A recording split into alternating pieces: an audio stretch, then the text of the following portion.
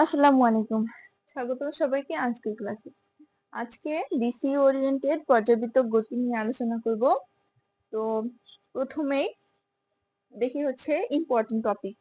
এই চ্যাপ্টারের মধ্যে ডিসিইউ এর জন্য ইম্পর্টেন্ট টপিক হচ্ছে এই কয়েকটা: সরল দোলক সংক্রান্ত, স্প্রিং এর স্প্রিং সংক্রান্ত, আর হচ্ছে যেগুলো ফর্মুলা খুবই ইজি, মানে খুবই ডিফিকাল্ট না, যেগুলোতে সহজেই ম্যাথ করা যায় 1 মিনিট বা তারও কম সময়ে, এই ফর্মুলা গুলা। আর হচ্ছে সরল দোলকের সূত্রাবলী, যে সূত্র যে তিনটা আছে ওই সূত্রগুলা।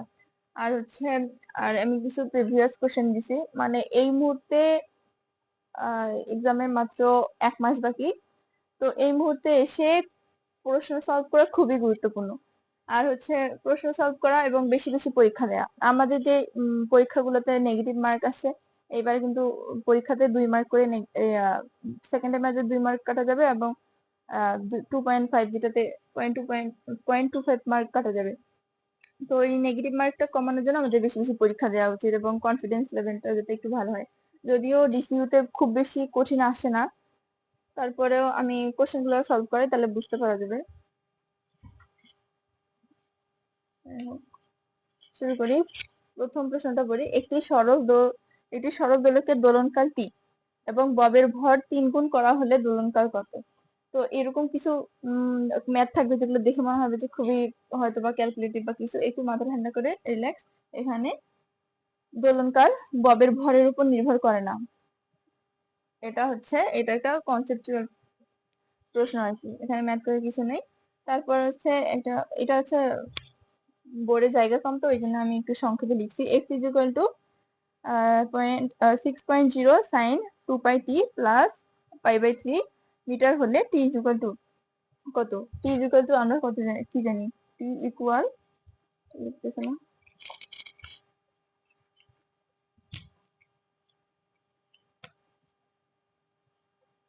t equal 2π/ওমেগা। এখানে ওমেগার মান আমরা জানি x is equal two a sine omega t plus something. এখানে হচ্ছে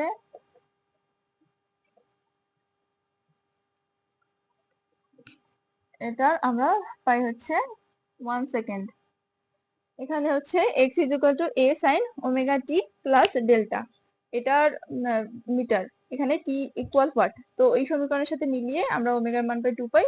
এবং যদি মানে এটা ইজিলি না লিখে মাথা মাথা ইয়া করা যায়, ক্যালকুলেশন করে এমনিতেই নর্মালি পাওয়া যায়। তো এটা আমি দেখানোর জন্য দিলাম। তো যারা এটা মানে যেগুলা ইজিলি করা যাবে ওগুলা লেখা বা নোট করার আসলে মানে চিরকুটের মধ্যে আলাদা করে লিখে সলভ করার কোনো প্রয়োজন নেই, টাইম চলে যাবে। আর হচ্ছে একটি স্প্রিং কে 5 নিউটন বল দ্বারা টেনে 1 মিটার প্রসারিত করা হলে স্প্রিং ধ্রুবক কত হবে? তাহলে আমরা স্প্রিং সংক্রান্ত যেটা বলছিলাম, যে স্প্রিং সংক্রান্ত এগুলো সবগুলো বিগত কোশ্চেন। বলছিলাম যে স্প্রিং সংক্রান্ত যে ম্যাথ গুলো এগুলো আসতে পারে। তো আমরা জানি স্প্রিং ধ্রুবক k is equal to f divided by x। তাহলে 5 ডিভাইডেড বাই এত নিউটন বল প্রয়োগ করা, বল দ্বারা টেনে 1 মিটার,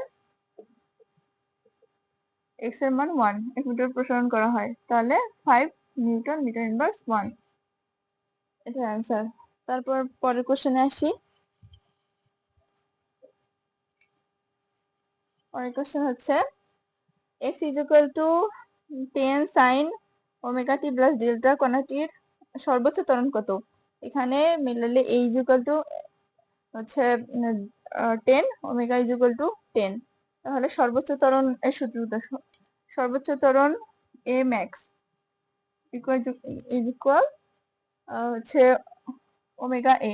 ওমেগার মান হচ্ছে এখানে 10, আর হচ্ছে বিস্তারের মান 10, তাহলে 100 ms ইনভার্স 2।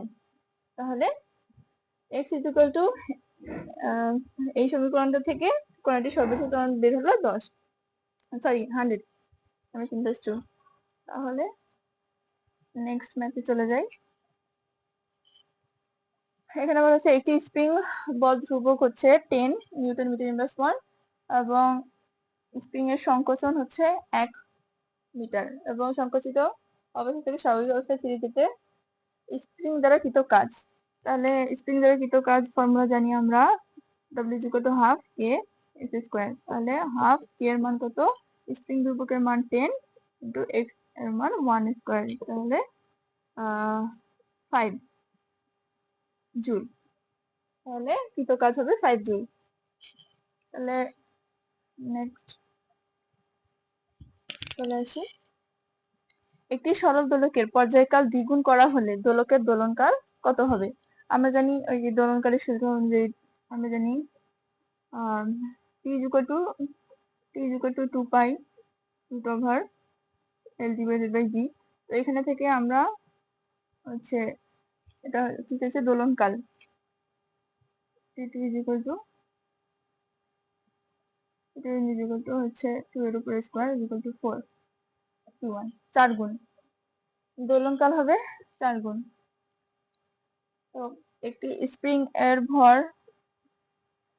হচ্ছে 5 কেজি, একটি স্প্রিং এ 5 কেজি ভর ঝুলানো হলো এবং এতে এর দৈর্ঘ্য এত পরিমাণ, স্প্রিং ধ্রুবকের মান কত? নেক্সট ম্যাথ হচ্ছে একটি স্প্রিং এ 5 কেজি ভর ঝুলানো হলো এবং এতে দৈর্ঘ্য 2 সেন্টিমিটার বৃদ্ধি পেল, স্প্রিং ধ্রুবকের মান, স্প্রিং ধ্রুবক হচ্ছে k is equal to f divided by x, তাহলে ভর দেয়া আছে, তাহলে আমরা জানি f is equal to ma, f is equal to ma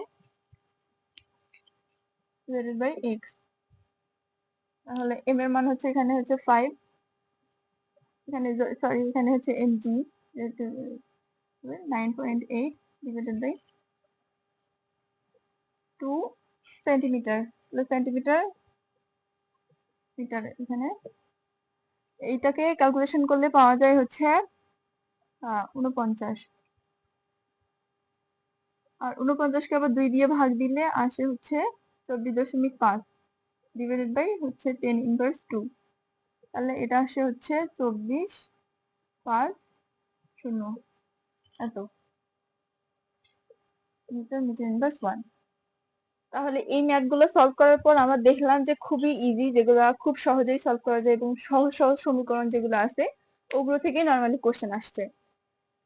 আর হচ্ছে নরমালি পড়াটাকে গোছা, এই সময় তো মানে খুবই যেগুলো ইম্পর্টেন্ট টপিক যেগুলো এখানে লিখে দিছিলাম, যে 3টা টপিক গুলো আছে ওগুলা যদি কারো আগে একদম মানে আগে ভালোভাবে পড়া থাকে বা রিভাইজের জন্য লাগে, তাহলে এই শুধু যেগুলো একদম কোর টপিক ওগুলো পড়তে হবে।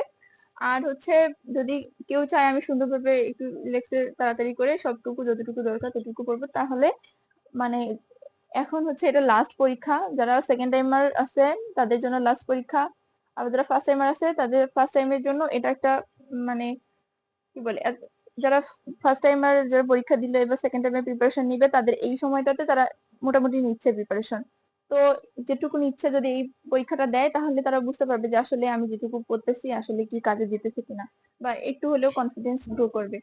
তো যদি মানে কেউ পড়ে তাহলে আমার মতে একটু ভালোভাবে পড়তে চাইলে বইটা একটু যেগুলো ইম্পর্টেন্ট লাইন খুবই ওগুলো একটু দেখে যাওয়া, কারণ এই বিসিইউ তে থিওরিটিক্যাল কোশ্চেন একটু মোটামুটি ভালোই আসে, যেগুলো ম্যাথ আসে সেগুলো খুবই ইজি, আর হচ্ছে যেগুলো থিওরি আসে মানে মোটামুটি বেশি থিওরি আসে।